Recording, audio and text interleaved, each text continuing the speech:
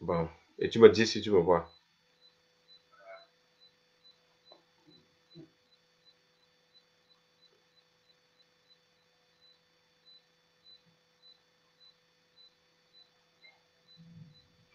Bon, est-ce que tu me vois? Aïe, aïe, aïe.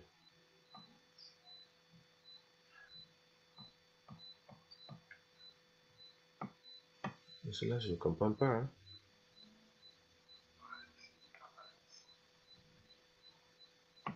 Cela, ça me dit que je suis en direct. Tu as éteint là ou non? Je n'ai pas encore éteint. J'éteins?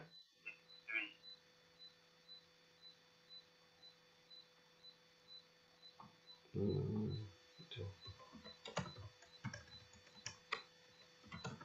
Tu as éteint voir. Non, pas encore. Il y a un problème. Je viens de commenter là.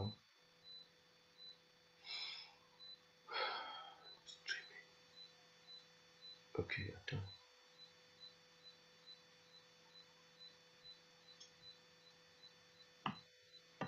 Affichage.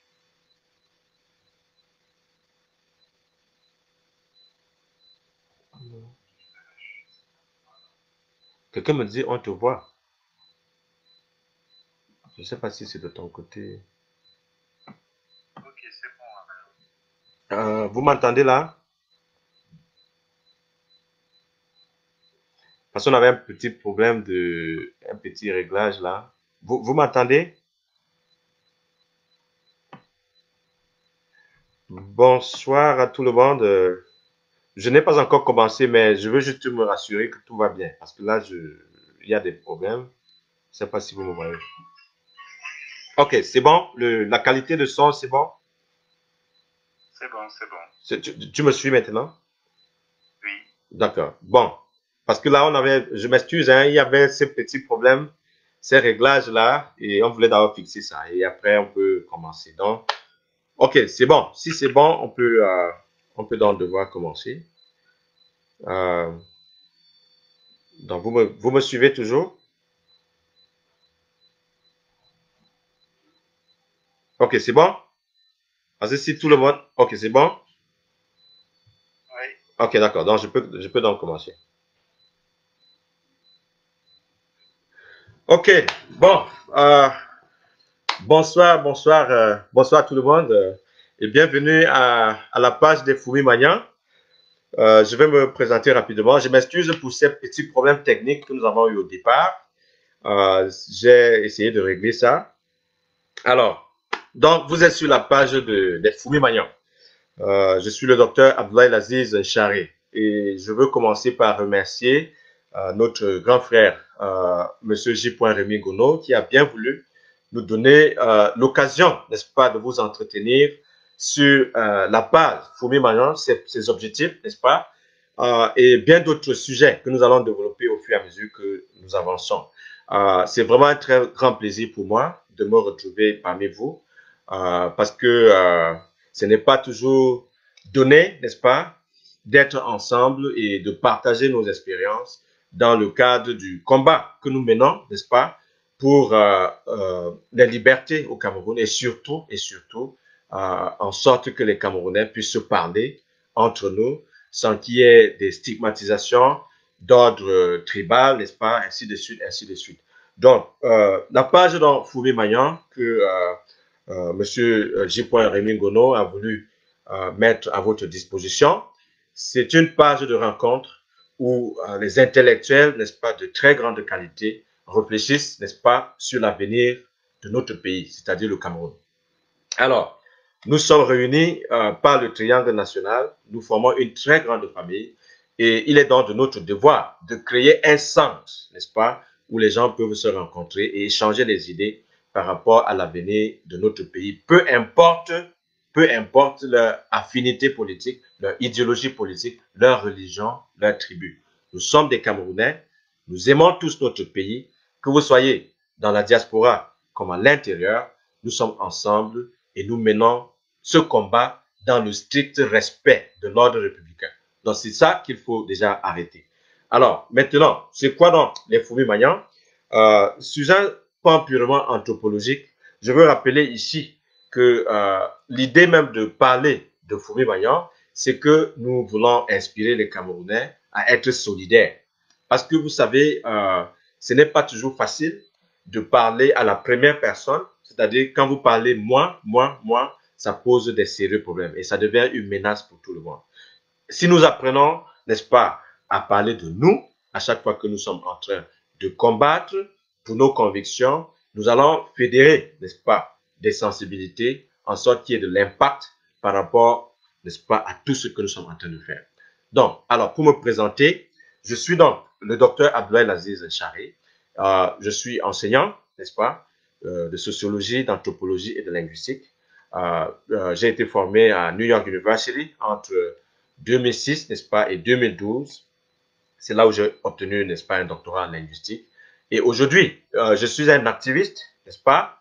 Je suis un activiste que les gens suivent de temps en temps, de par les analyses que je partage, n'est-ce pas, avec nos compatriotes camerounais. Et je n'aime pas la langue de bois. Donc, la difficulté que j'ai, c'est qu'au Cameroun, on a l'impression que les gens essayent de vivre, n'est-ce pas, claquemurés dans des clans, dans des partis politiques, dans leur idéologie, n'est-ce pas, dans leur région, sans toutefois penser nationalement, sans toutefois regarder l'intérêt général, n'est-ce pas, du peuple camerounais. Donc, je ne suis pas ici pour vous enflammer avec des buzz. Je ne suis pas là non plus pour m'attaquer à des personnalités de notre pays. Je suis là pour vous expliquer un certain nombre de concepts de manière à ce que les Camerounais commencent à lutter pour l'intérêt général. Et je vais donc commencer par remercier notre compatriote Calibri Calibro, n'est-ce pas, qui a posé un acte singulier. Les gens peuvent ne pas être d'accord avec ce qu'il a fait, mais les gens ont le devoir de respecter l'acte qu'il a posé. Pourquoi je dis ça? Parce que je vois les Camerounais déjà divisés en plusieurs camps. Il y a des gens qui se moquent de lui, il y a des gens qui l'insultent, il y a aussi des gens qui l'encensent. Alors, pourquoi est-ce que l'acte que M. Calibri a posé est un acte conséquent? C'est tout simplement parce que depuis au moins 100 ans, je n'ai pas encore vu un Camerounais, ni moi, ni le grand frère J. Rémy Ngono, poser ce genre d'acte de défiance et devant le Parlement français, c'est-à-dire le siège des institutions en France. Ça veut dire beaucoup de choses.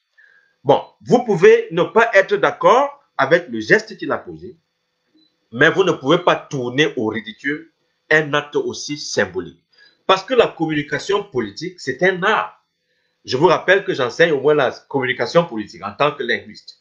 Qu'est-ce que M. Calibro a voulu poser comme geste? Il a voulu interpeller, n'est-ce pas, le Parlement français sur ce qui se passe dans notre pays. Alors, pour ce coup, je dis chapeau. Pourquoi? Parce que maintenant, tout le monde en parle. Je suis en train de parler de cela. Les gens qui tournent au ridicule ce geste de défiance ne réalisent pas qu'ils sont en train de faire la publicité, n'est-ce pas, malgré eux, de M. Calibro, que vous soyez d'accord avec lui ou pas. C'était la même chose au salon de l'agriculture avec M. Macron. Il a posé un autre acte de défiance et tous les Camerounais se sont attaqués à lui en disant qu'il n'était pas Camerounais, il n'était pas suffisamment patriote parce qu'il est en train d'humilier le Cameroun, n'est-ce pas, à l'étranger. La question que je pose donc aux responsables de notre gouvernement, c'est celle-ci.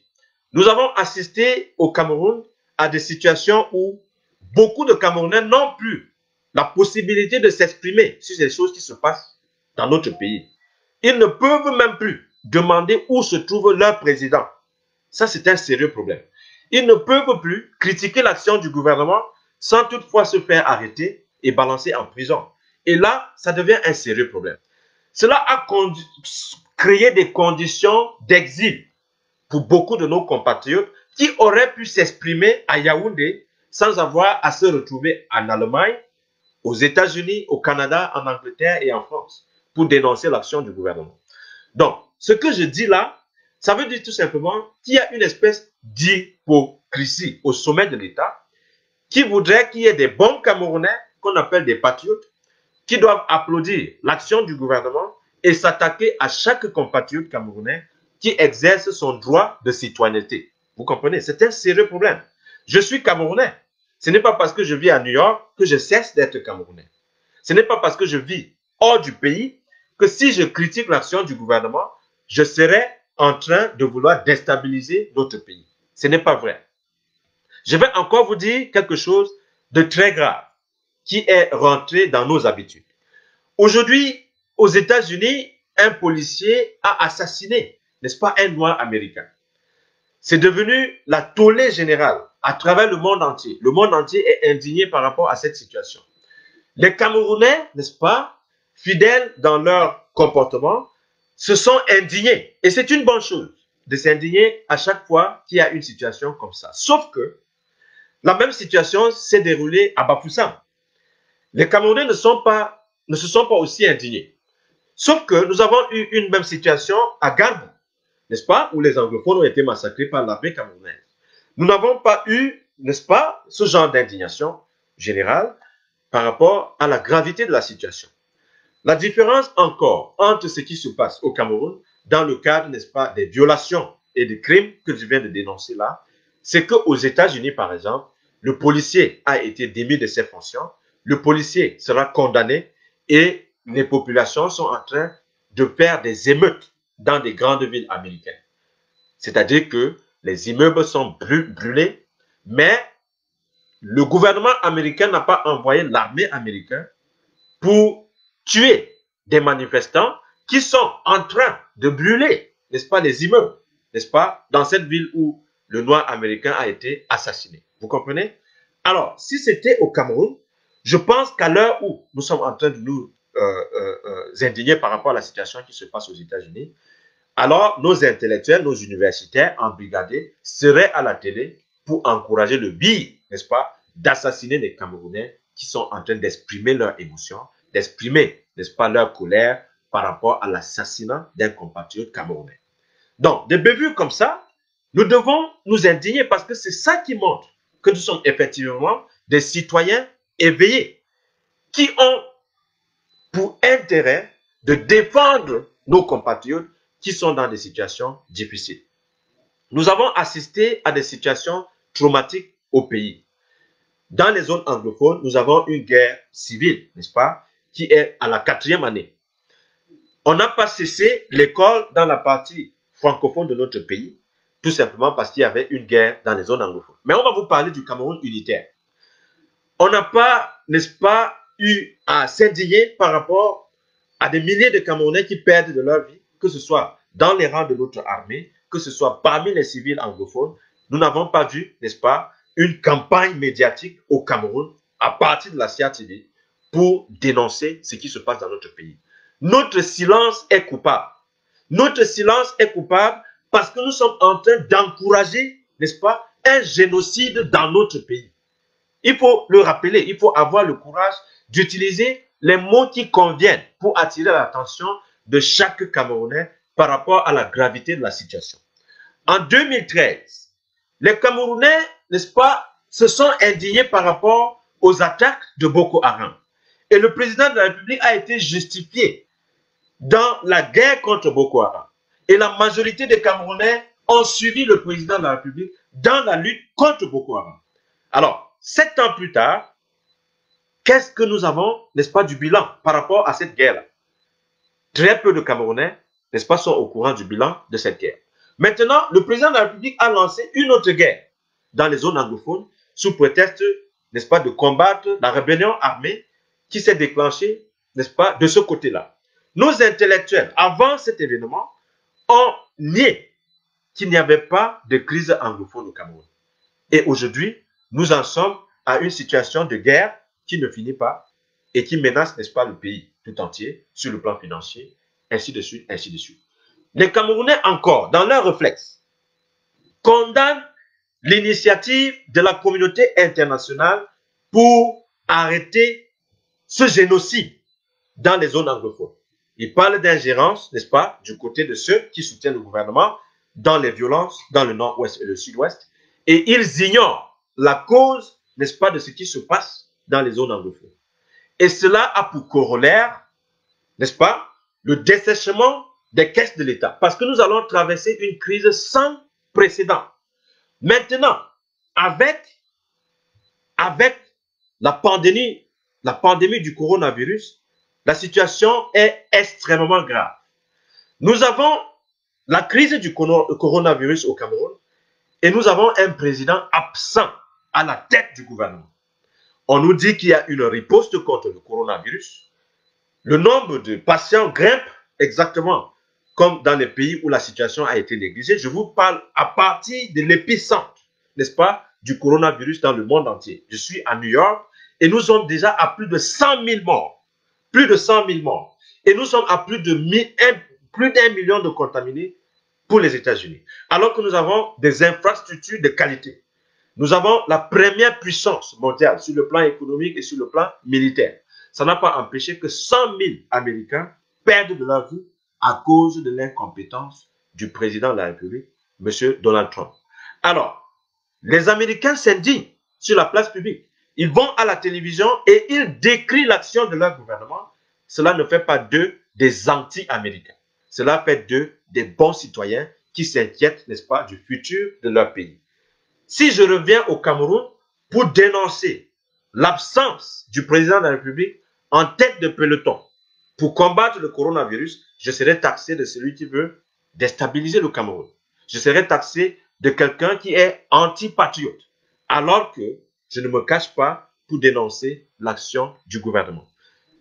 Les plus sages, les plus lucides parmi ceux qui défendent le gouvernement, ils vont automatiquement m'associer au MRC, au professeur Kamto, alors que je ne suis pas du MRC ni un militant du professeur Kamto. Je suis simplement un Camerounais, conscient, n'est-ce pas, de ce qui se passe dans notre pays et qui est inquiet par rapport à l'avenir de notre pays. Alors, maintenant, pourquoi est-ce que les Camerounais doivent aller dans le maquis pour s'exprimer dans un contexte démocratique où la Constitution protège la liberté d'expression pour chaque compatriote camerounais?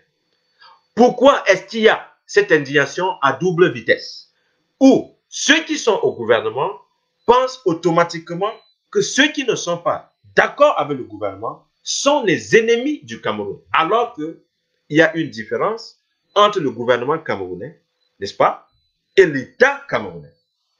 C'est ce qu'il faut déjà comprendre. Nous avons l'impasse politique au Cameroun, née du fait que la crise post-électorale a créé des tensions entre une partie des Camerounais et le gouvernement en place. Ce qui est une situation déplorable. Et les gens ont voulu faire de ça une affaire de sardinat et de tantinat. Qu'est-ce que vous faites du reste des Camerounais qui ne se catégorisent pas dans les deux camps? Alors, voilà pourquoi cette plateforme, les Foumi-Magnans, aimerait recentrer le débat, réconcilier les Camerounais autour des objectifs essentiels quant à ce qu'il s'agit, n'est-ce pas, de la lutte pour la protection de la liberté d'expression, pour donner un espace de liberté où chaque Camerounais peut s'exprimer sur ce qui se passe dans notre pays.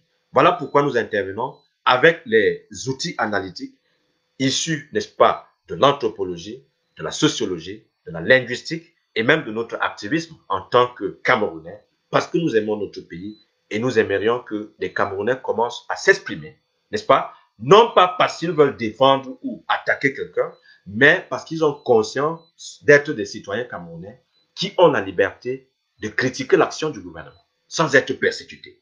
Alors, quand on est intellectuel, la dernière chose qu'on peut retirer à un intellectuel, c'est sa liberté de penser et sa liberté de s'exprimer.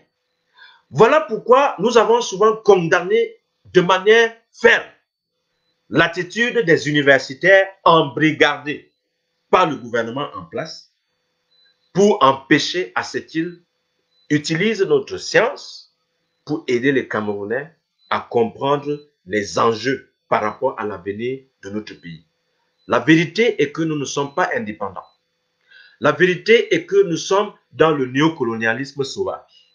Le danger qui nous guette, c'est que nous risquons de nous comporter comme des moutons qui seront mangés par les prédateurs, qui sont les puissances coloniales.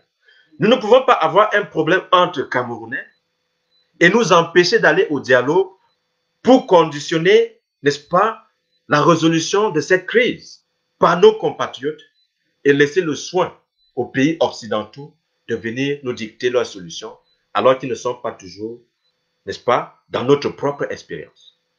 Le danger que nous courons, c'est de nous comporter comme des moutons qui invitent des lions à venir départager ces moutons-là dans une bagarre à l'intérieur de leur propre maison. Ce n'est pas responsable. Voilà pourquoi nous continuons à inviter les Camerounais de bon sens de se battre pour l'intérêt général et de cesser, n'est-ce pas, d'être égoïstes et de prêcher le nombrilisme aux Camerounais.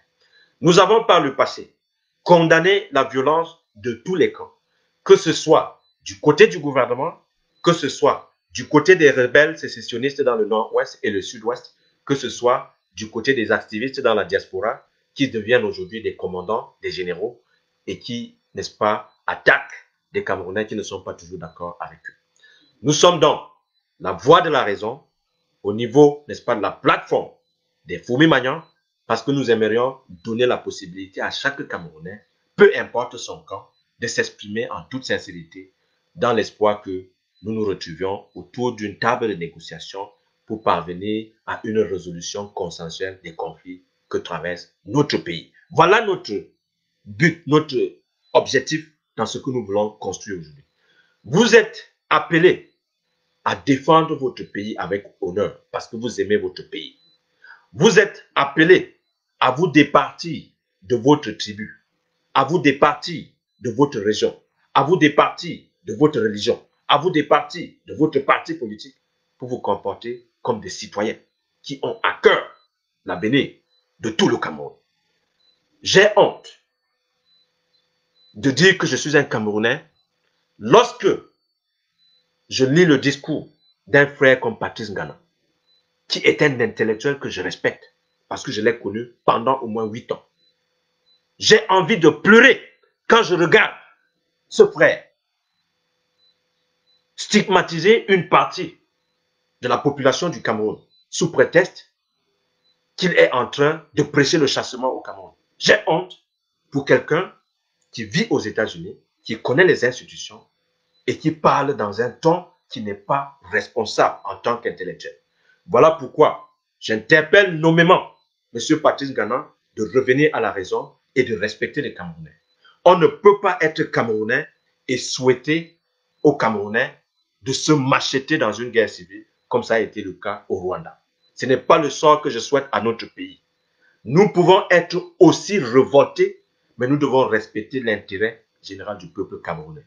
Nous avons besoin de paix, mais nous n'allons pas faire des incantations. Si nous avons besoin de paix, nous devons écouter ceux qui sont fâchés. Nous devons également écouter ceux qui ont des griefs. Quand on est au gouvernement, on a la responsabilité d'assurer la paix. Et la paix commence avec la volonté du gouvernement d'écouter tous les Camerounais, d'asseoir tous les Camerounais dans un cadre de dialogue qui donne la possibilité à chaque Camerounais de s'exprimer sur l'avenir de notre pays. Les gens ont par le passé dit que la forme du gouvernement n'était pas négociable. Alors, je me suis posé la question, est-ce que nous vivons sur Mars? Vous ne pouvez pas être au Cameroun, parler du Cameroun un et indivisible et stigmatiser le fédéralisme comme si c'était un sujet tabou. Le Nigeria est un pays fédéraliste. Les États-Unis, le Canada, la Chine, la Russie, l'Afrique du Sud, l'Éthiopie, l'Inde, le Brésil, tous ces pays, c'est des pays fédéraux. Mais ils ne vivent pas dans une guerre civile. Le Cameroun a traversé le fédéralisme entre 1961 et 1972. Nous avons fait 11 ans de fédéralisme, mais cela ne nous a pas plongé dans la guerre civile. Pourquoi est-ce qu'aujourd'hui, nous ne pouvons pas reprendre la même formule qui a marché dans une espèce de négociation où ceux qui ont du grief par rapport au gouvernement, ils peuvent s'asseoir et donner leur avis pour que cela soit tranché dans un cadre républicain. Pourquoi est-ce que c'est impensable de voir notre président asseoir sur la même table les Camerounais de tous les horizons pour réfléchir sur l'avenir de notre pays? Voilà autant de choses. Nous disons que face à la pandémie du coronavirus, les Camerounais devraient encore apprendre la solidarité. Vous savez, quand moi je vais à l'école en 1985, j'avais 6 ans, c'était à la CIP. Alors, à l'école primaire, il y avait civisme, il y avait morale, et nous écrivions tout cela. Cela a disparu, n'est-ce pas, de notre système éducatif. Il faudrait qu'on réapprenne aux Camerounais d'être des citoyens camerounais. Parce que ça me fait honte aujourd'hui que les gens évaluent ce que je dis par rapport à ma tribu, au lieu d'évaluer plutôt la substance de ce que je suis en train de vous dire aujourd'hui. Les gens vont trouver en moi simplement un simple bamoun qui s'exprime. Mais ils vont également ignorer qu'ils ont en face un professeur d'université qui a rencontré, n'est-ce pas, d'autres horizons, qui travaille avec d'autres personnes, qui travaille avec d'autres sensibilités et qui se base, n'est-ce pas, sur la compétence pour juger chaque compatriote camerounais. Je n'ai pas choisi de naître Bamoun. Mon frère J. Remingono n'a pas choisi de naître Betty. Mon frère Patrice Ngana, il n'a pas choisi de naître Bamileke. Le professeur Kamto, il n'a pas choisi de naître Bamileke. Chacun de nous est né dans un pays parce que le destin a voulu cela. Chacun de nous parle une langue maternelle parce que le destin a voulu cela. Pourquoi est-ce que vous voudriez que j'évalue un Camerounais par rapport à sa langue maternelle? Pourquoi vous voudriez que j'évalue un Camerounais par rapport à sa religion? Qu'est-ce que la tribu? Qu'est-ce que la religion? Qu'est-ce que le parti politique même peut apporter, n'est-ce pas, au consensus? C'est ça l'essentiel que nous devons, n'est-ce pas, apprendre à cultiver entre nous les Camerounais. Quand je croise un compatriote camerounais, la première question qui me vient à l'esprit, ce n'est pas d'où vient ce Camerounais. Ce n'est pas sa tribu. Parce que j'ai passé 8 ans à l'université de Yaoundé 1 et je ne me suis jamais senti marginalisé parce qu'il faut dire la vérité. Aucun enseignant Bamoun ne m'a encadré à l'université de Yaoundé 1. Ça serait donc un crime pour moi de stigmatiser les Camerounais sur la base purement ethnique. Ça me fait honte de vivre dans un pays raciste et de m'inquiéter plutôt pour le tribalisme dans notre pays. Parce qu'aujourd'hui, des Camerounais ont été envoyés en prison tout simplement parce qu'ils sont des anglophones. Des Camerounais ont été envoyés en prison tout simplement parce qu'ils sont des Bamileke. Les Camerounais sont arrêtés dans les aéroports tout simplement pour leur origine ethnique. Ce qu'on ne nous dit pas, c'est que le gouvernement qui nous gère aujourd'hui est composé de l'élite de chaque communauté dans notre pays. Ce qui fait l'oligarchie bourgeoise au Cameroun qui opprime chaque Camerounais. Parce que vous ne pouvez pas me dire aujourd'hui que les bêtis ne sont pas en train de subir l'incompétence du gouvernement que nous subissons aujourd'hui. Les bêtis. Moi, je suis de Fumban. Alors, allez à Fumban. Les routes que moi j'ai à Fumban, je ne pense pas que dans le Grand Sud, les gens ont aussi ces routes-là. Vous comprenez? Allez à Bipindi Lolodor. Vous allez voir le miracle. Ou, lorsque vous allez enterrer quelqu'un, vous portez la personne dans une voiture, ensuite sur une moto et enfin sur la tête pour arriver au fin fond du village. Pourtant, c'est les coins où le président de la République est voté à 100%. Vous comprenez? Alors, mais un monsieur comme monsieur Famendongo, il viendra à la télé me taxer de tribaliste tout simplement parce que je ne suis pas d'accord avec lui. Je dis non, monsieur Famendongo. Vous êtes quand même chancelier des ordres académiques. Et à votre rang, le respect que vous devez donner aux Camerounais, c'est de ne pas stigmatiser les Camerounais sur la base ethnique. Parce que la Constitution est claire là-dessus. Nous sommes tous des citoyens camerounais. Du nord au sud, de l'est à l'ouest. Et notre responsabilité, c'est de nous concentrer sur l'essentiel, le développement de notre pays. Nous ne sommes pas peut-être d'accord avec le moyen par lequel ce gouvernement se maintient, mais nous devons tomber d'accord qu'à un moment donné, l'alternance à la tête du pouvoir est une condition sine qua non pour arriver au progrès. Je répète, nous devons nous entendre pour une fois qu'à un moment donné, l'alternance à la tête du pays peut être une condition sine qua non pour le développement. Ça ne veut pas dire que c'est la condition essentielle. Ça ne veut pas dire que c'est l'unique condition. Ça veut dire tout simplement que lorsqu'on a passé 40 ans dans le même régime, avec les mêmes résultats, Et quand on est parti du statut de pays sous-développé, n'est-ce pas? On est parti de pays en voie de développement au statut de pays sous-développé et très endetté, ça veut dire que l'échec est là. Tout simplement à cause de l'incompétence de ce régime. Et si je le dis en tant qu'analyste, en tant que sociologue, en tant qu'anthropologue, ce n'est pas une insulte contre le gouvernement qui nous dirige. C'est tout simplement une remarque pertinente qui a sa place. Les gens sont libres de ne pas être d'accord, mais ils doivent nous apporter des faits. Ils doivent nous expliquer comment nous sommes passés d'un pays en voie de développement avec autant de sociétés, n'est-ce pas, pour que ces sociétés disparaissent et qu'on s'installe dans la logique de la mendicité à travers la communauté internationale. C'est un sérieux problème. Vous comprenez? Nous ne pouvons pas comprendre un pays qui parle de souveraineté alors que nous sommes sous le franc CFA quand l'Afrique de l'Ouest est en train de passer à autre chose.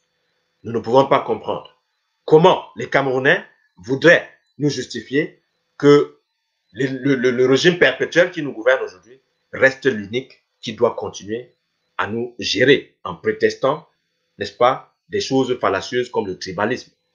Nous ne pouvons pas accepter que notre pays soit embrigadé dans une logique, n'est-ce pas, du brutalisme, pour parler comme M. Achille Bébé, parce que le gouvernement, ce n'est pas quand même un marteau qui doit écraser chaque compatriote camerounais comme les clous. Ce n'est pas acceptable. Voilà des conditions qui ont installé dans notre pays dans la violence d'État. Et ceux qui disent que l'État a le monopole de la violence se trompent. Parce que si dans un pays comme les États-Unis, on peut avoir une insurrection, ce n'est pas exclu qu'un pays comme le nôtre vive également la pire situation. Je vous rappelle que les États-Unis, c'est quand même la première puissance du monde. Cela n'a pas empêché les États-Unis de perdre une guerre au Vietnam. Ça veut tout simplement dire que ceux qui pensent que la dictature peut imposer la volonté d'un seul gouvernement pendant plusieurs décennies à chaque Camerounais, ils doivent revoir leur copie. Parce que l'histoire ne doit pas se répéter du mauvais côté. Toute dictature a une fin. Je vous rappelle, M. Denis Sassou Nguesso, c'est le président du Congo. Vous savez ce qui se passe là-bas? Je vous rappelle également la situation de Mobutu Sese Seko au Zaïre. Vous pouvez imaginer ce que les gens ont pu vivre là-bas et qu'est-ce que cela a donné au final? L'exil à M. Mobutu qui est mort, n'est-ce pas, au Maroc, alors que Badolité qu'il a pu construire dans son village pour donner l'impression d'être le tout-puissant, n'est-ce pas, au Zaïre, est tombé en ruine. Vous comprenez? C'est tout simplement pour vous dire quoi? C'est tout simplement pour vous dire que oui, notre pays est dans l'impasse politique. Oui, les Camerounais souffrent. Oui, les Camerounais ont des griefs contre leur gouvernement. Mais est-ce que nous allons détruire notre pays tout simplement parce que nous sommes dans l'impasse? Est-ce que nous devons brûler le reste de ce qu'il y a à protéger tout simplement parce qu'un seul président est en train de vouloir se maintenir au pouvoir à tous les prix?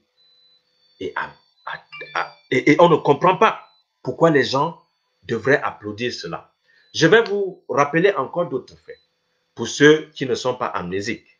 Kadhafi, n'est-ce pas, a fait 42 ans, n'est-ce pas, en Libye.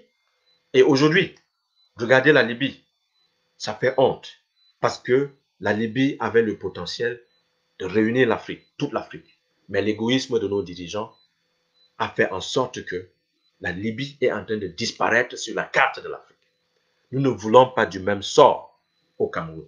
Ça ne veut pas dire que nous avons peur de la guerre. Nous sommes déjà en guerre. Ceux qui continuent à vanter le Cameroun comme un havre de la paix se trompent. Parce que nous sommes en guerre dans le nord-ouest du pays. Nous sommes en guerre dans le sud-ouest du pays. Nous sommes en guerre dans le nord du pays. Et à l'est du pays, c'est la même réalité qui prévaut. Qu'est-ce qu'on peut donc faire pour revenir à une situation d'apaisement?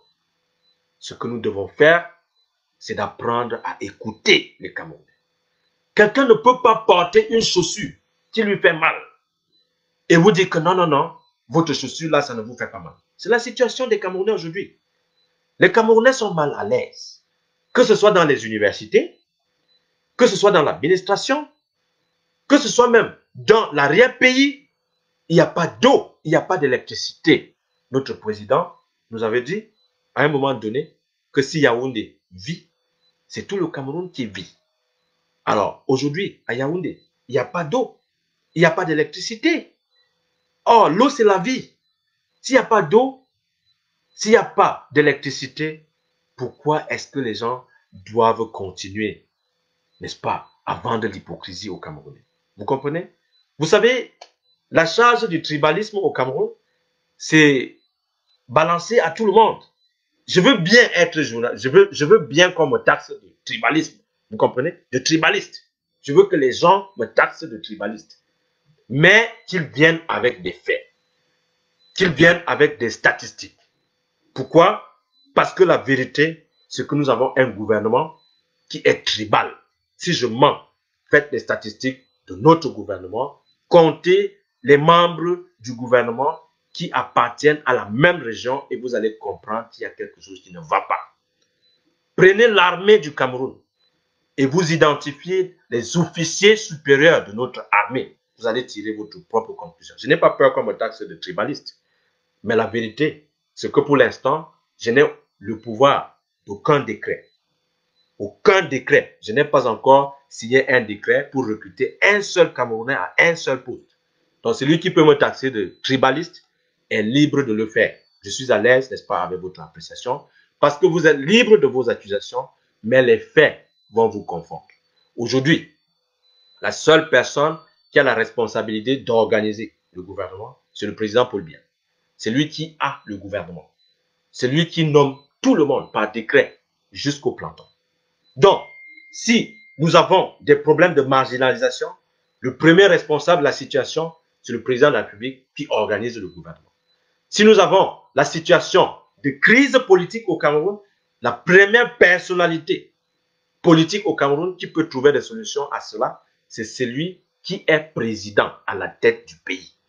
Donc, on ne peut pas laisser quelqu'un qui a la responsabilité sur notre sécurité, sur l'intégrité territoriale de notre pays, sur, n'est-ce pas, le progrès économique de notre pays, et accuser des particuliers dans, n'est-ce pas, des accusations, n'est-ce pas, parfois fantaisistes, d'attaquer les Camerounais d'être des tribalistes, alors qu'ils n'ont pas de pouvoir d'organiser le gouvernement. C'est tout à fait irrationnel. Donc, pour revenir maintenant à la situation qui prévaut, la question que chaque Camerounais peut me poser, c'est que maintenant, porté à ce niveau, qu'est-ce que nous pouvons faire différemment pour que la situation s'améliore? La première des choses, c'est que nous devons accepter que nous embrigader dans des tribus constitue un frein au développement de notre pays et constitue une menace pour la stabilité de notre pays, pour la paix, pour le vivre ensemble que les gens chantent. Je suis Bamoun et je peux vous rassurer qu'en tant que Bamoun, je ne réfléchis pas sur le plan intellectuel par rapport à ma communauté. Je ne suis pas au Cameroun parce que je dois défendre un Bamoun contre un Bamileke, défendre un Bamoun contre un Beti, défendre un Bamoun contre, n'est-ce pas, les autres communautés. Ce qui est important, c'est que le Cameroun doit se gérer à partir de la base. La vérité, c'est qu'à Fumban, c'est absurde d'attendre que quelqu'un parte de Saint-Méliman pour venir trouver des solutions de développement à Fumban. La même chose est vraie pour quelqu'un qui vit à Saint-Méliman. C'est absurde de lui d'attendre qu'un Bamoun quitte à Fumban pour venir trouver des solutions de développement à Saint-Méliman.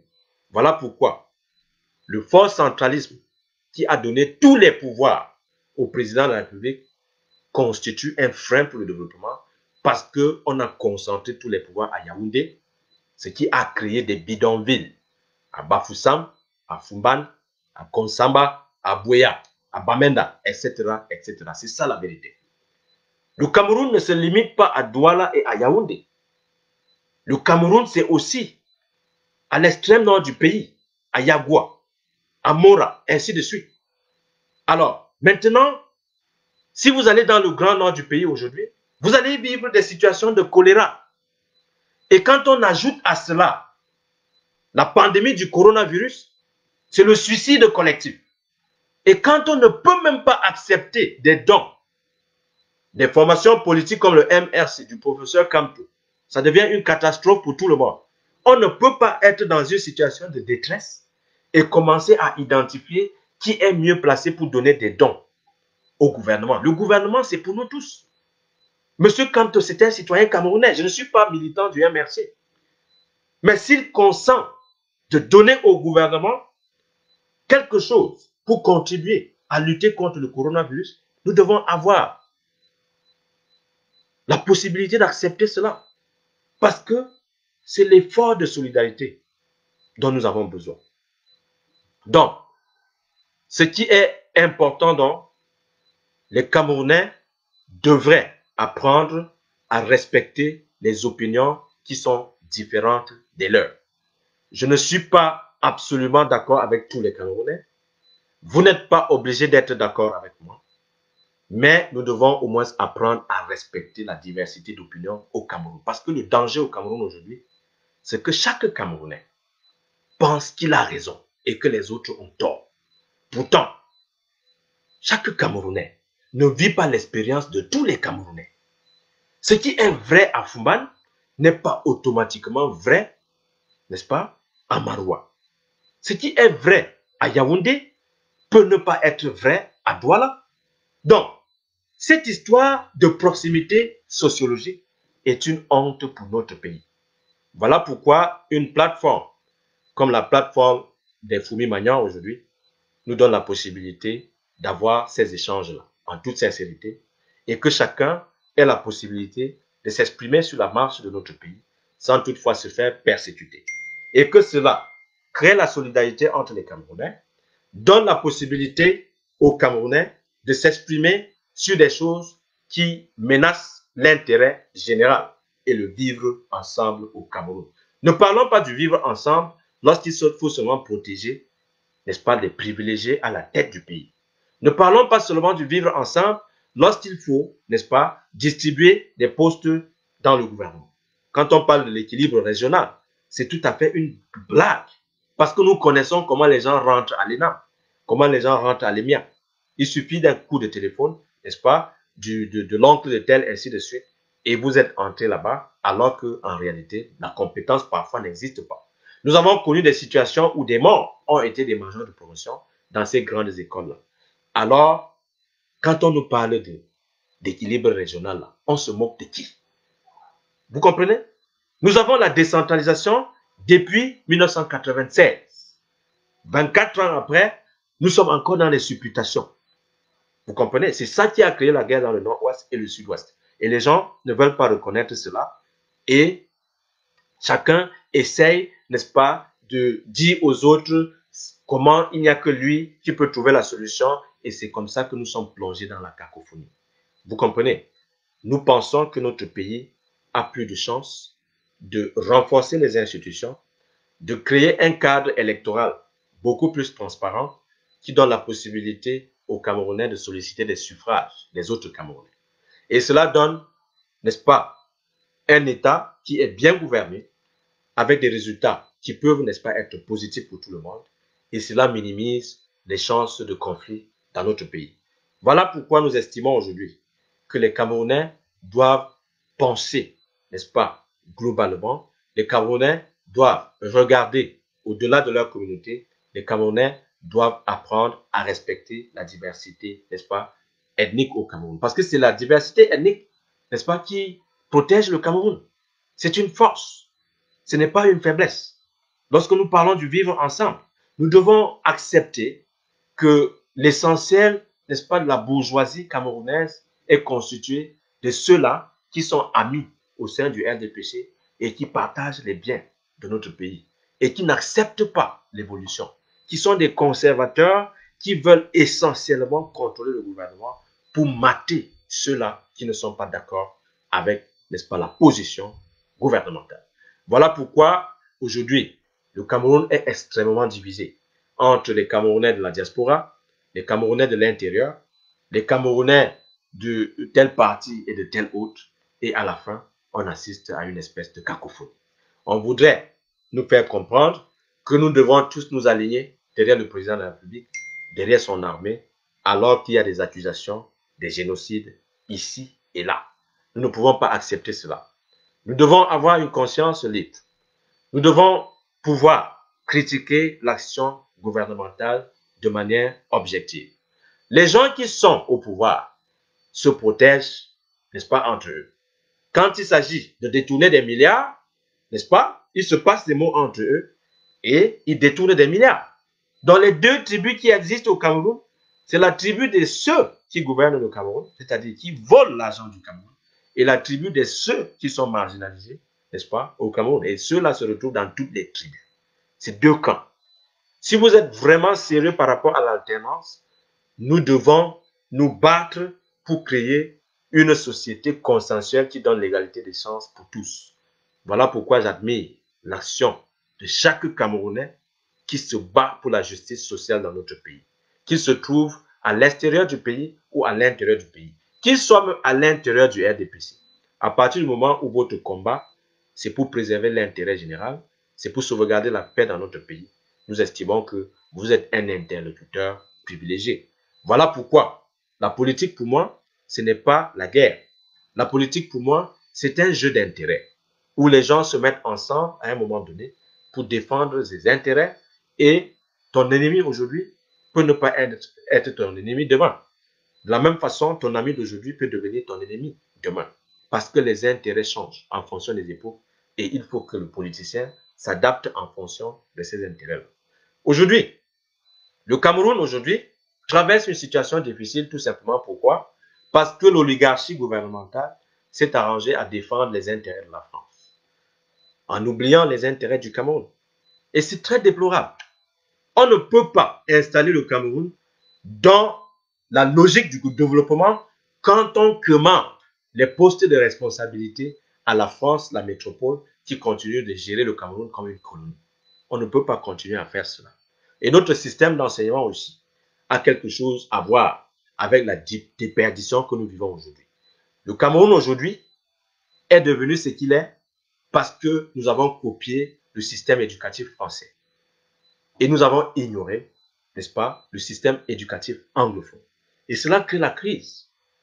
On ne peut pas être en même temps dans le Commonwealth et dans la francophonie et imposer les solutions de la francophonie au Commonwealth.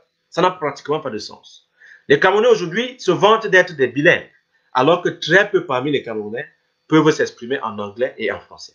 Lorsqu'on se retrouve dans les zones anglophones, on pratique l'arrogance en s'exprimant en français, n'est-ce pas, en imposant aux anglophones des enseignants français qui parlent français, n'est-ce pas, les juges qui parlent français, et quand il faut les arrêter, on les envoie à Yaoundé, dans nos prisons.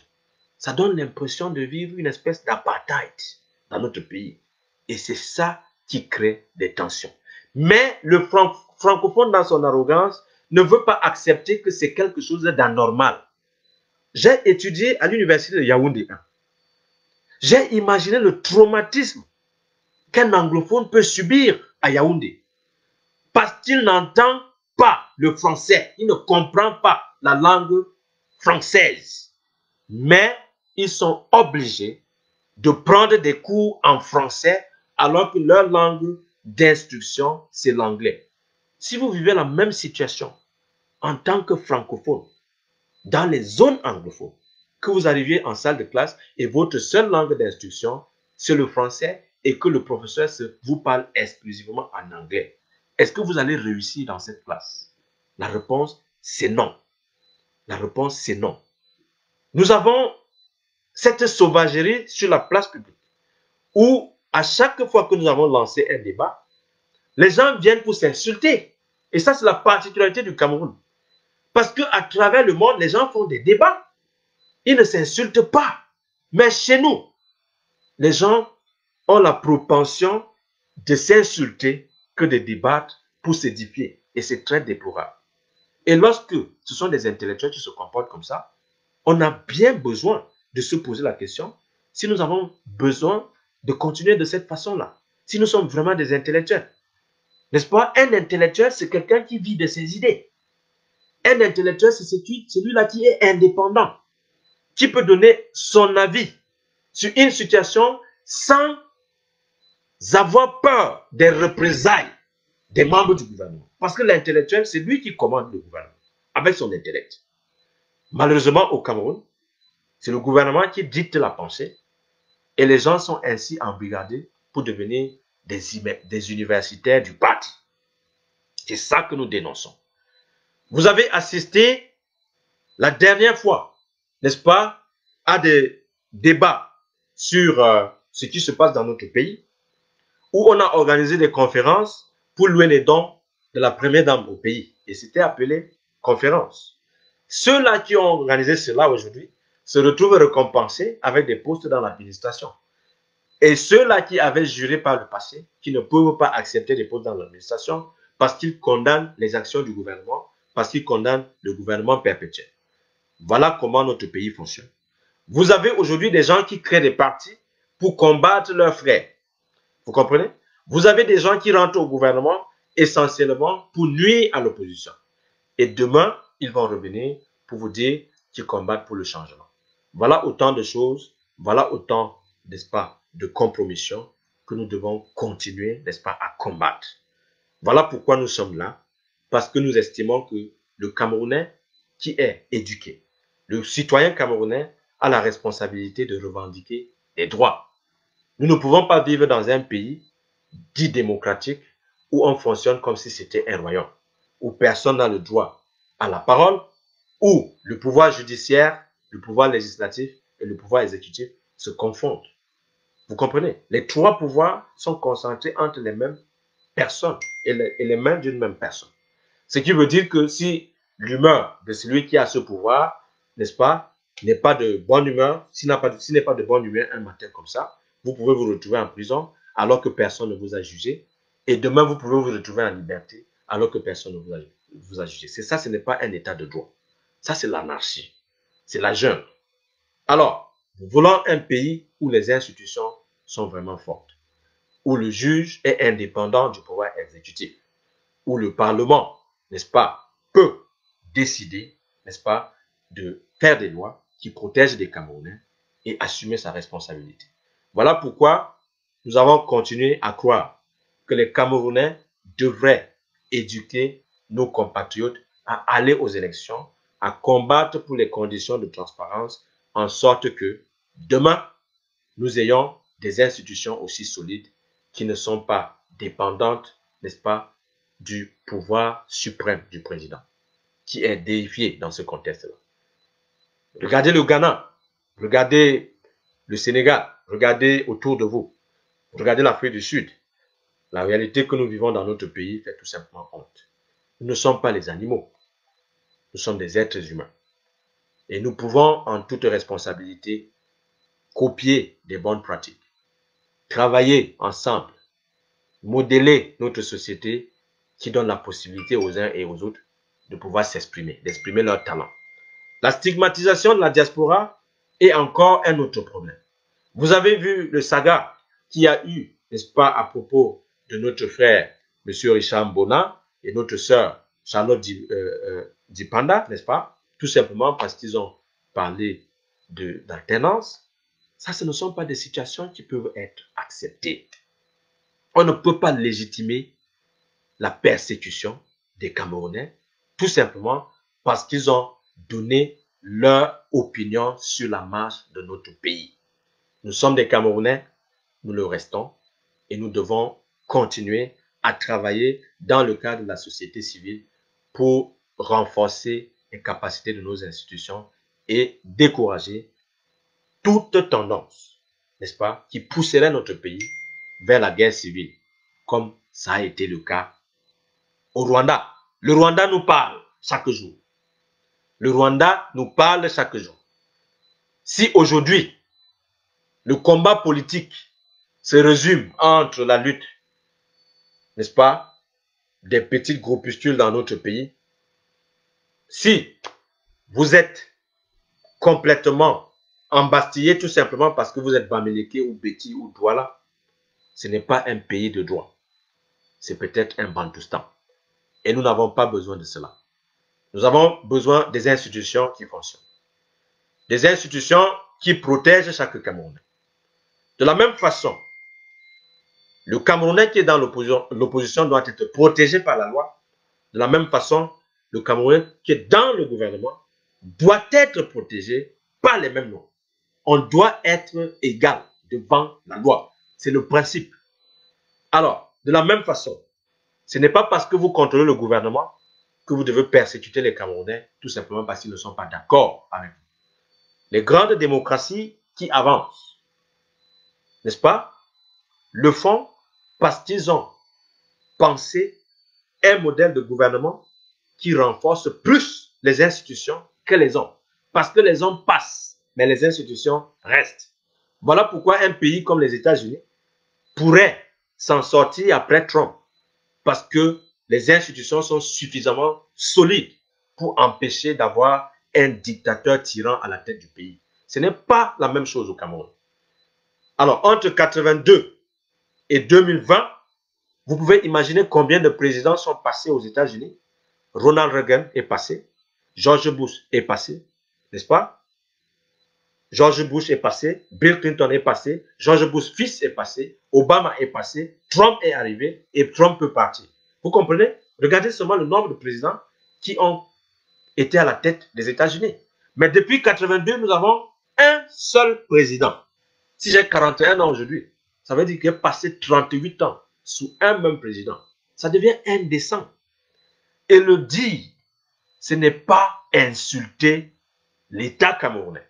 Dénoncer cela, c'est tout simplement exercer mon droit de citoyenneté. Et chaque Camerounais devrait exercer cela. Vous comprenez?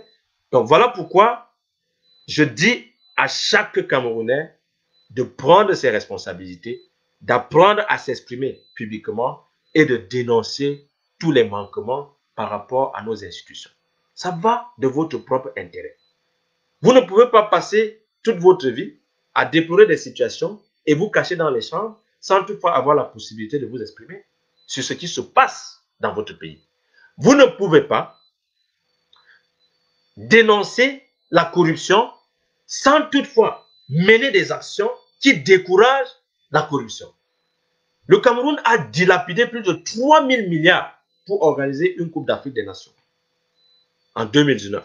Le président a donné de sa parole et on n'a pas organisé une Coupe d'Afrique des Nations au Cameroun. Et en 2021, nous ne sommes pas sûrs, n'est-ce pas, d'organiser la même compétition. Mais vous aurez quand même les Camerounais qui vont applaudir cela et dire qu'ils aiment leur pays. Et que ceux qui dénoncent cela détestent leur pays. Entre celui qui a détourné les 3 000 milliards dont je vous parle et celui qui dénonce cette réalité hideuse, qui aime vraiment son pays. Parce que, vous savez, les situations de confort, parce qu'on vole l'argent de l'État, ça arrange beaucoup de monde.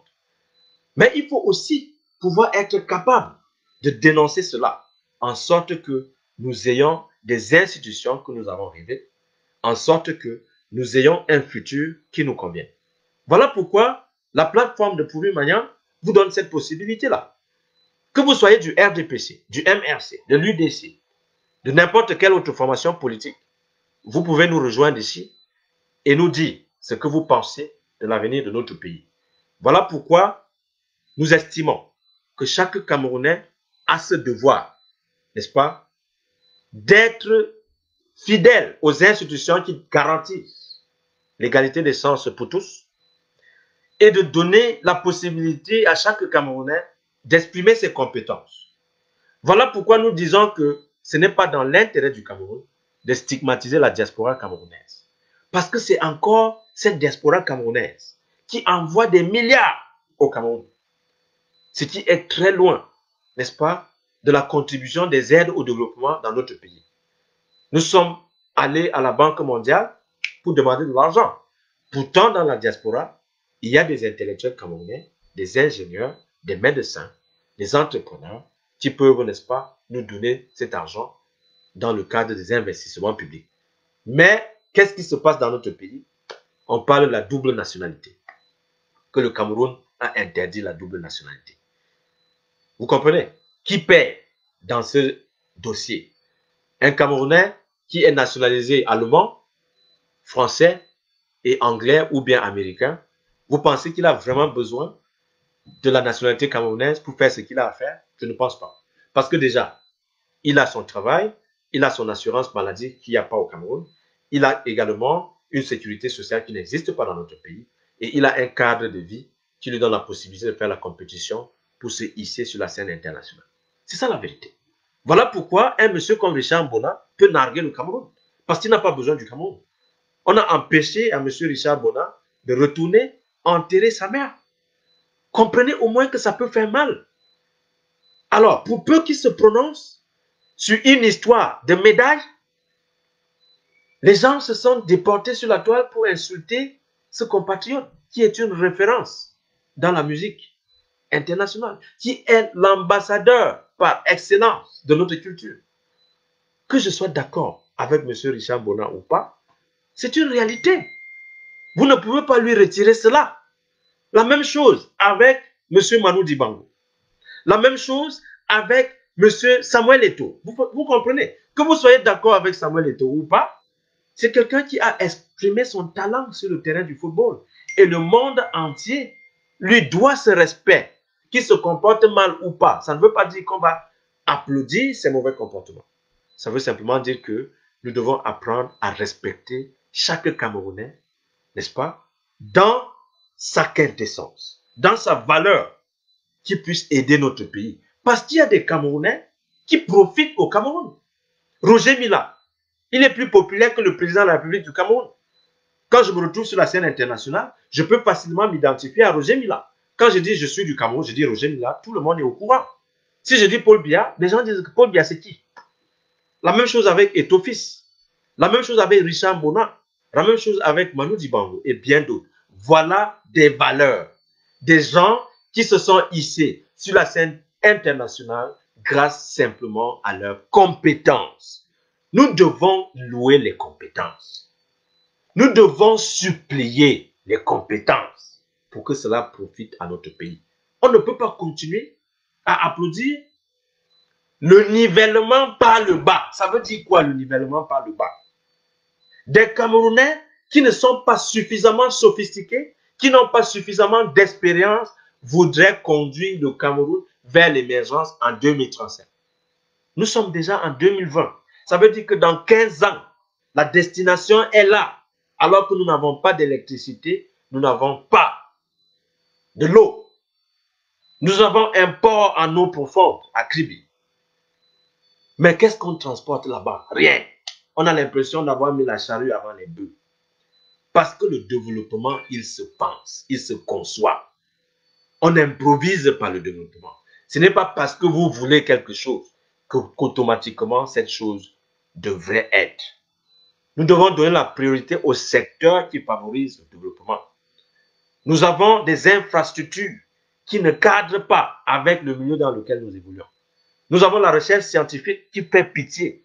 Pourtant, le moteur du développement, c'est la recherche scientifique. Vous comprenez? Alors qu'ailleurs, les gens ont mis des moyens conséquents pour la recherche scientifique. Allez au Rwanda. Vous aurez pitié d'être Camerounais. Allez au Nigeria. Allez en Afrique du Sud. Allez en Éthiopie. Voilà autant de pays qui donnent les bonnes pratiques. Parce que lorsque nous parlons de l'Occident, les gens vont nous dire que nous n'applaudissons que ce qui se passe à l'Occident. Non. Soyons objectifs. Les Occidentaux ont pris beaucoup de temps à développer leur pays.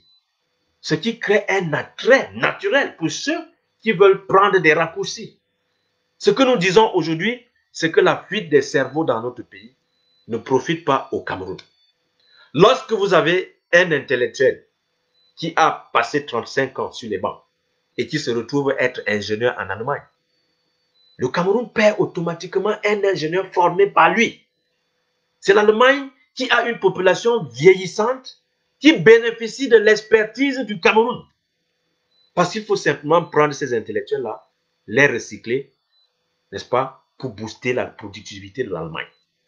Et c'est comme ça que l'Allemagne aura une machine économique qui tourne. Voilà le problème de notre pays. Nous importons tout jusqu'au cure-dent au Cameroun. C'est malheureux. Vous imaginez ce que cela crée dans la balance commerciale de notre pays? Qu'on ait à importer jusqu'au cure-dent? Mais soyons sérieux. Pourtant, nous avons les bambous de Chine que les Chinois viennent exploiter pour nous revendre sous forme de cure-dents. Vous comprenez? C'est nous qui avions des bambous de Chine au Cameroun, avec quoi on fabrique les cure-dents. Mais nous n'avons pas la possibilité de produire des cure-dents au Cameroun.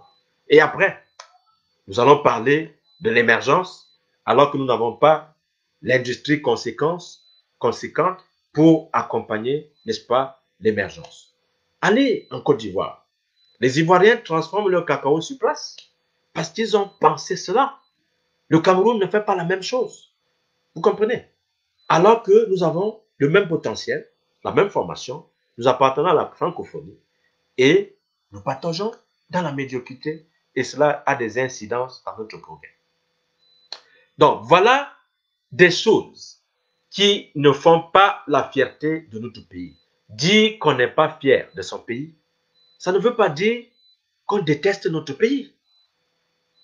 Durant les tractations qui ont amené le Cameroun à perdre l'organisation de la Coupe d'Afrique des Nations, vous avez entendu que nous avons importé du matériau préfabriqué d'Italie. Vous imaginez combien de millions ont été envoyés à l'Italie? Cela ne profite pas à notre économie. Tout simplement pourquoi? Parce que les gens voudraient les rétrocommissions. Les gens voudraient faire la corruption avec les Blancs et masquer cela et retirer de l'argent dans les caisses de l'État. Ça, ce n'est pas du patriotisme. Vous dire cela, c'est vous ouvrir les yeux sur ce qui ne se passe pas bien dans notre pays. Les Camerounais, s'ils aiment vraiment leur pays, ne peuvent pas se comporter comme des étrangers dans leur propre pays. Vous avez vu le cri de cœur de notre frère qui a eu un don, un bateau gratuitement et qu'il a voulu donner ça au gouvernement.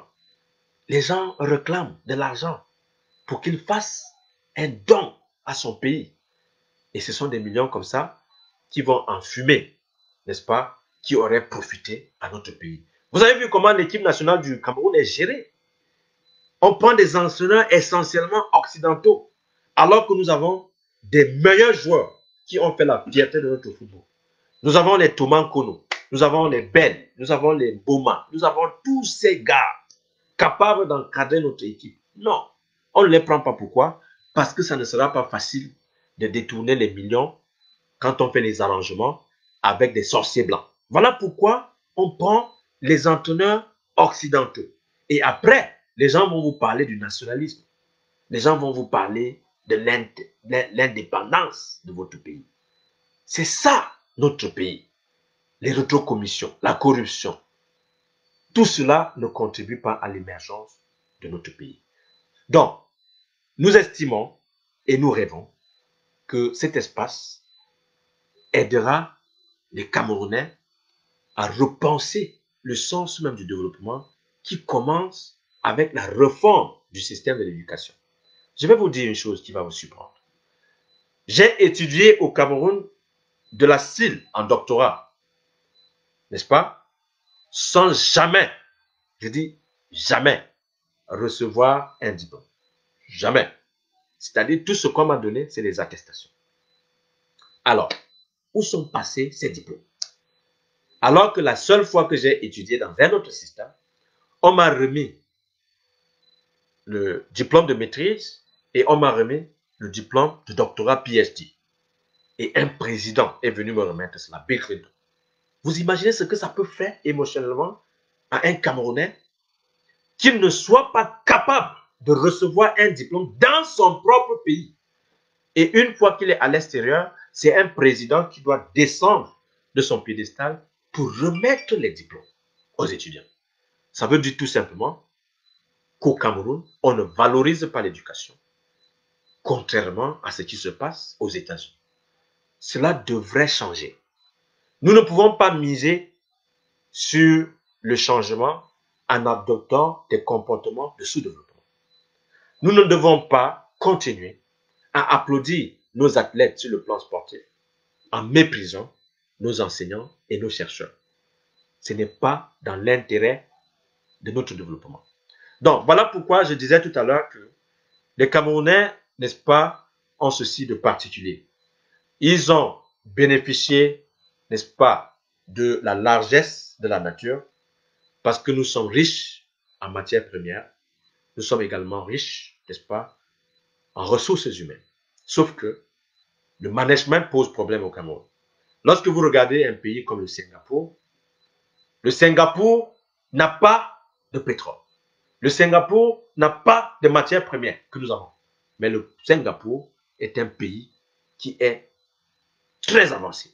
C'est le modèle que M. Paul Kagame a copié en Afrique. Il n'y a pas de corruption au Singapour. Mais regardez ce qui se passe chez nous. Lorsqu'on regarde le niveau de corruption dans notre pays entre 1982 et 2020, on a envie de s'immoler, comme l'a fait M. Kalibri Kalibo.